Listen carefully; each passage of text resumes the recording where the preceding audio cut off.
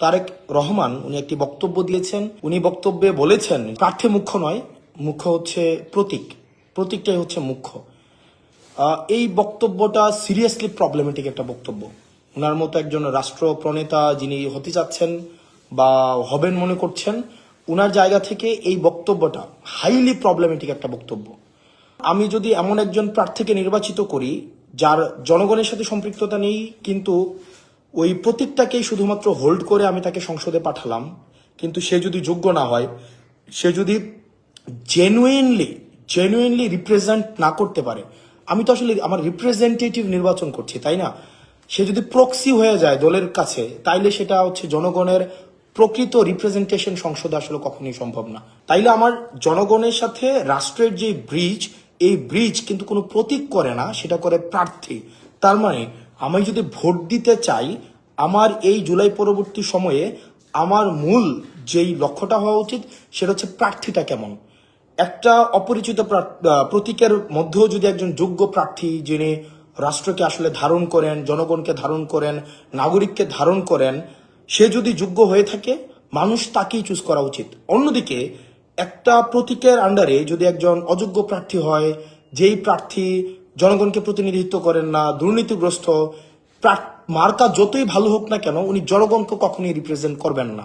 সেই জায়গা থেকে জনাব তারেক রহমান যে বক্তব্যটা দিয়েছেন, প্রাইমারিলি সেটা প্রবলেমেটিক। উনি যেই সিস্টেমটার কথা বলছেন সেটা হচ্ছে অনেকটা এরকম যে আপনারা প্রতীককে ভোট দেন, প্রতীককে ভোট দিলে প্রতীকটা যদি নির্বাচিত হয়, তাহলে 300 আসনে আমি হচ্ছে পরবর্তীতে আমার নিজের মতো করে আমি প্রার্থী দিয়ে দিলাম। মানে এটা হইলেও কিন্তু হইতো। আপনার যদি 300 আসনের মধ্যে শুধুমাত্র প্রতীক দেখেই মানুষ ভোট দেয়, প্রতীকটাকে যদি উনি মুখ্য মনে করে, তাহলে সেক্ষেত্রে তো আসলে আলাদা করে প্রার্থী দাঁড়ানোর দরকার ছিল না। প্রতীকটাই যদি মুখ্য হয়ে যায়, প্রার্থী যদি গৌণ হয়ে যায়, তাহলে এটা কোনো প্রেসিডেন্সিয়াল সিস্টেমের মতো এটা হইলেই তো হইতো। তাহলে আলাদা করে আসলে আমি কোনো রিপ্রেজেন্টেটিভ নির্বাচন করছি না, আমি আসলে কিছু প্রক্সি, আমার কিছু দলীয় স্পোক্স পার্সন নির্বাচন করছি, যারা আমার পার্টির প্রতি আনকন্ডিশনাল এলিজিয়েন্স দেখাবে।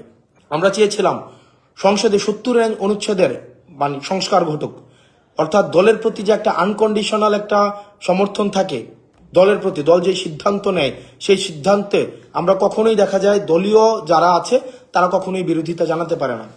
তো তারেক রহমান আজকে যে বক্তব্যটা দিয়েছেন, গতকাল যে বক্তব্যটা দিয়েছেন যে প্রতীকী মুখ্য, প্রার্থী মুখ্য না, এটার মধ্য দিয়ে এটাই স্পষ্ট হয় যে উনি 70 অনুচ্ছেদ থেকে আসলে বের হইতে চান না। অর্থাৎ উনার যেই এমপিরা নির্বাচিত হবে, উনার আন্ডারে যে এমপিরা নির্বাচিত হবে, আনকন্ডিশনালি উনাকে সাপোর্ট করবেন। যে ডিসিশনই হোক না কেন, আনকন্ডিশনাল ওনাকে সাপোর্ট করবেন। ইন্টারনাল যে ডেমোক্রেসি থাকে, পার্টির ইন্টারনাল যে ডেমোক্রেসি, সেই ডেমোক্রেসিও কখনো সংগঠিত হবে না। আপনার একটা দলে যদি ডেমোক্রেসি না থাকে, সেই ডেমোক্রেসি কখনোই রাষ্ট্র আকারে কখনো রিফ্লেক্টেড হবে না। তো তার মানে গতকালের যে বক্তব্যটা উনি দিয়েছেন, ওনার জায়গা থেকে আমাদের প্রত্যাশা অনেক বেশি যে ওনার যে বক্তব্য যে প্রার্থী মুখ্য না, মুখ্য হচ্ছে প্রতীক, এটা হাইলি সিরিয়াসলি প্রবলেমেটিক এবং ভবিষ্যতের জন্য এটা একটা আশঙ্কাজনক যে আমরা কি আসলে আবার একটা এককেন্দ্রিক শাসন ব্যবস্থার দিকে যাচ্ছি, যেখানে হাইকমান্ডই হচ্ছে সর্বসর্বা হয়ে উঠবে। হাইকমান্ডকে কখনো কোনো প্রশ্ন করা যাবে না। হাইকমান্ড দিন শেষে যে সিদ্ধান্ত দিবে সেই সিদ্ধান্তটাকে মেনে নিতে হবে। হাইকমান্ড দল নিয়ে যে সিদ্ধান্ত নিবে সেই সিদ্ধান্তটাকে আসলে আমাদের মানতে হবে। দিন শেষে যদি প্রার্থীর যদি এজেন্সি না থাকে, সেই প্রার্থী কখনোই ওই ডোমেস্টিক পলিসির রিপ্রেজেন্টেশন কখনোই সংসদে গিয়ে করতে পারবে না। সেজন্য নির্বাচনের জন্য প্রতীক যেমন গুরুত্বপূর্ণ, একই সাথে প্রার্থী হিমসেলফ ইজ ভেরি ইম্পর্টেন্ট। কারণ প্রার্থী কোনো অ্যাবস্ট্রাক্ট বিষয় না, প্রার্থী হচ্ছে খুবই ভিজিবল একটা বিষয়।